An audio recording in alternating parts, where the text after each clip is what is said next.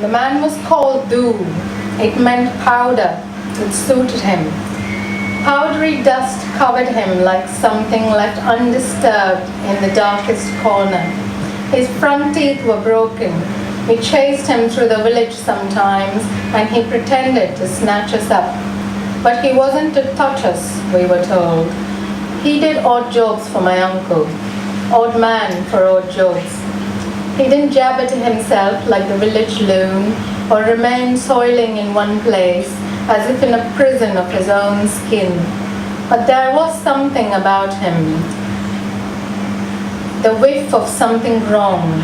It sat in the folds of his filthy clothes, climbed up the cords of his operatic hair, sat sifting, waiting, like the dust or the participle of dust that tagged him.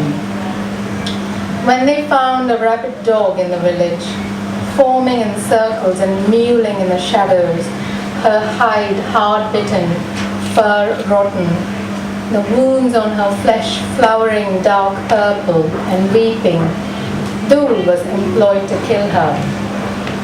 We followed him in excited hush, our sandals trucking behind his bare, calloused feet, as he traipsed the village, picked out a length of wood, hummed, affecting to ignore us.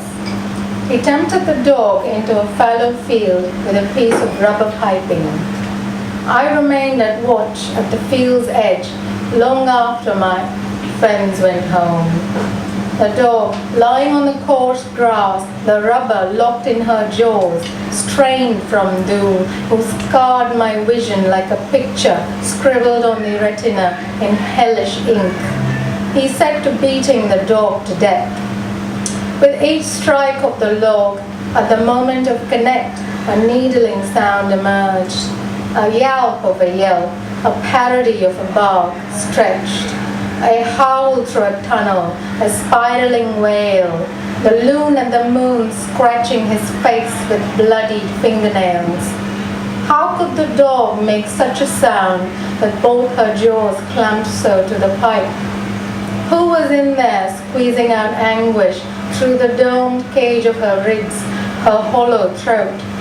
She clung to life as her teeth clung to the rubber pipe. I stood and stood, waiting for silence. Dhu left after his evening's work. I thought the night would do the job. When morning came, we trailed Dhu to the field where the dog lay. The pipe had slipped from her jaws, but she was breathing. With a grin at us, Dhu picked up the log and went back to work. My uncle came along. He said, "Still going? Useless dog." He meant Dhu, but the dog was also useless to anyone, even herself. By the end of the day, flies covered her mouth, her staring eyes, her sores, and she was dead.